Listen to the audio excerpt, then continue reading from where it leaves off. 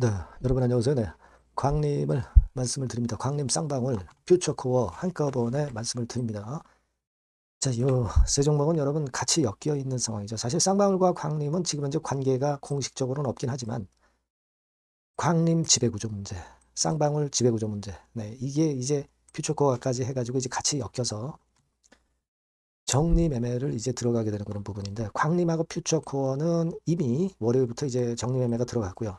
쌍방울 같은 경우도 이제 화요일 날 들어가게 되어 있습니다만은 여러분들이 잘 아시지만은 이제 가처분 신청 항고를 했음에도 불구하고 정리매매가 일단 시작이 됐어요. 자, 이 부분에 대해서 제가 말씀을 드릴 겁니다.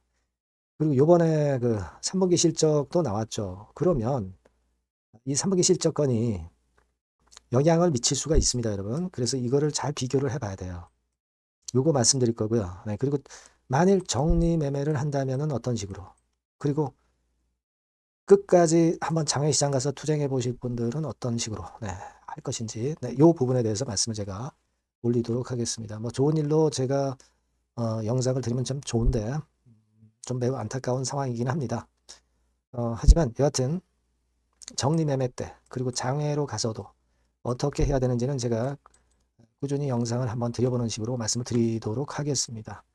자, 그리고 영상의 그 끄트머리 부분에서는 대박주도 하나 제가 말씀을 여러분들께 이제 드릴 거예요. 그러니까 이것도 여러분들 매매 잘하셔서 좋은 결과 있으셨으면 좋겠어요. 꼭 한번 참여해 보시기 바랍니다. 네. 자, 그러면 바로 말씀을 광림 쌍방울 퓨처코어에 대해서 먼저 드리는데요. 여하튼 아까도 말씀드렸지만은 제가 끝까지 여러분들께 중요한 상황이 전개가 될 때는 바로바로 여러분들께 정보를 드리고 사인을 드릴 겁니다. 구독, 좋아요, 알림 설정 꼭 그 성원을 좀 부탁드리고요. 저도 나름대로 좋은 도움을 드리도록 해보겠습니다.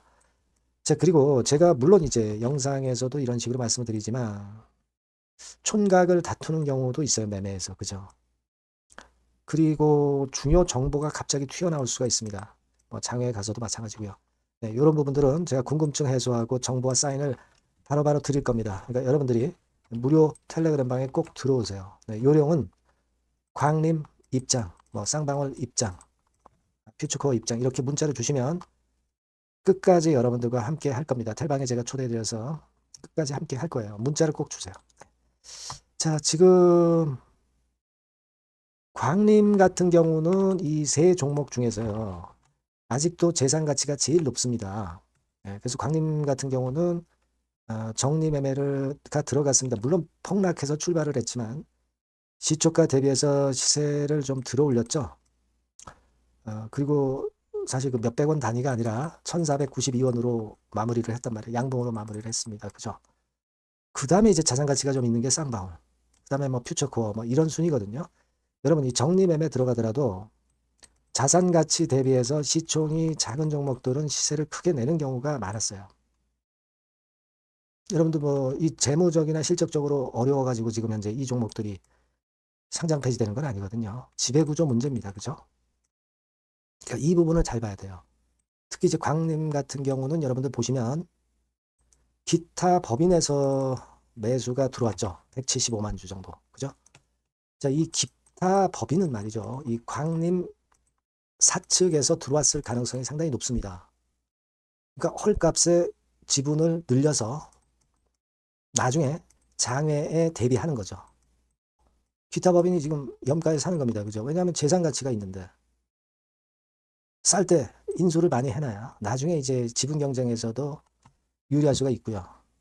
당연히 자녀 재산 같은 경우 이제 꽤 있으니까 분배를 받더라도 유리한 겁니다. 그죠? 그러니까 우리가 지금 그 부분을 잘 생각하셔야 돼요. 근데 이제 쌍방울 같은 경우는 아직 거래가 화요일부터 되는 거고 퓨처 코어 같은 경우는 그게 없었죠.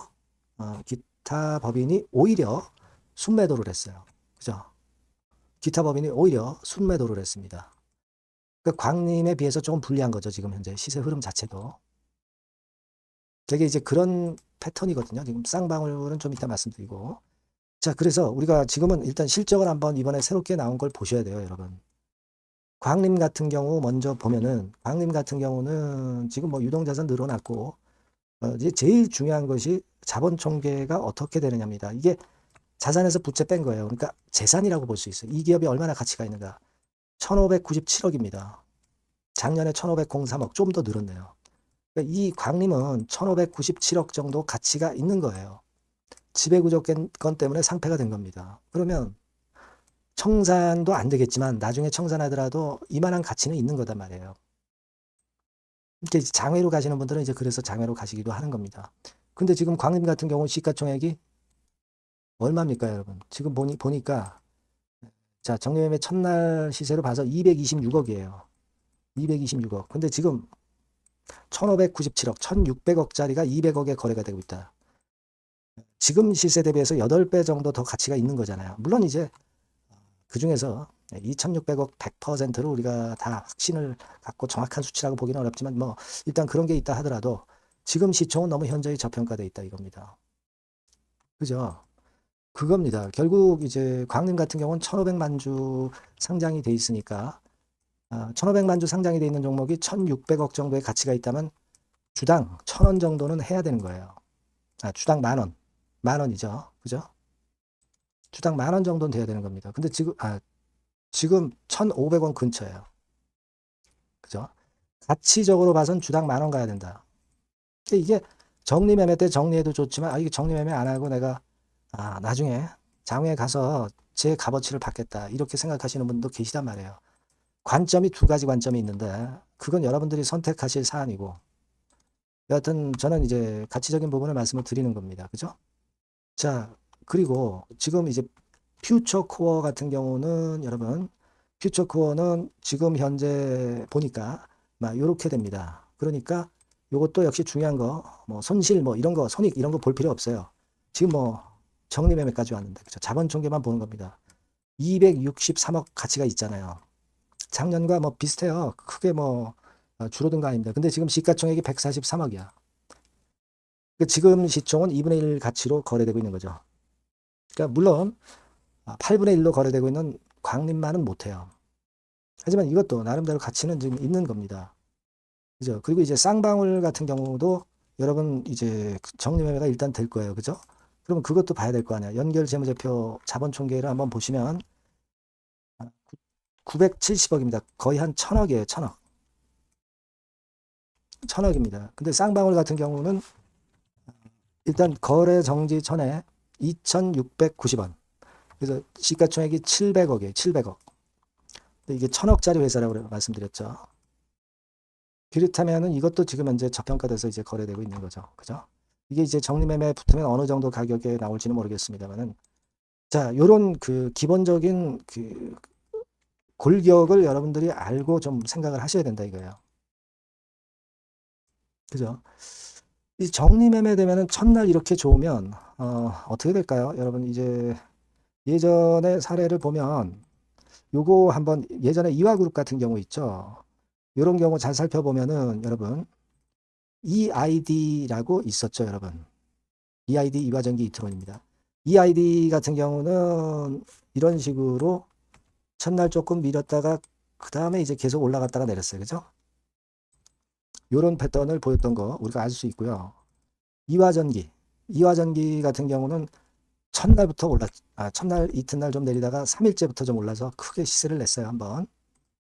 그리고 이투론 같은 경우는 자, 요런 식입니다. 뭐 첫날 좀 밀었다가 크게 올리진 못했어요, 이 종목은.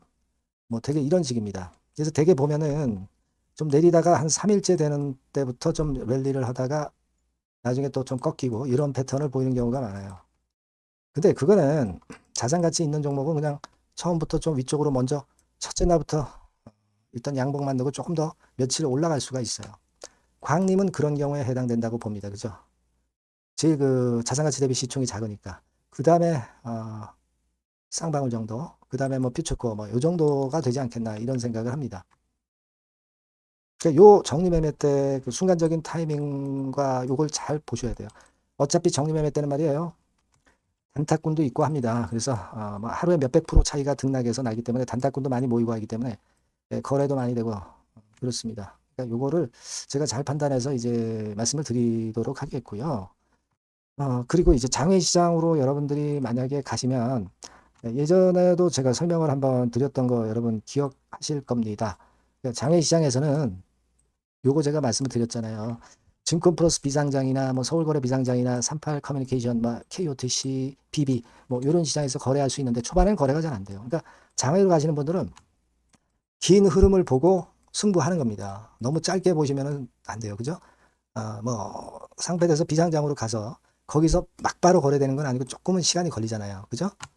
그러니까 투쟁을 해서 진짜 제대로 된 가치를 도로 찾겠다. 예, 이런 좀 마인드를 갖고 계신 분들이 장외로 가셔야 돼요.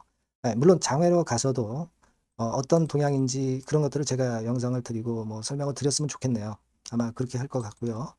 일단 그 부분을 좀 생각을 하실 필요가 있다. 이거 말씀을 좀 드리고 싶어요.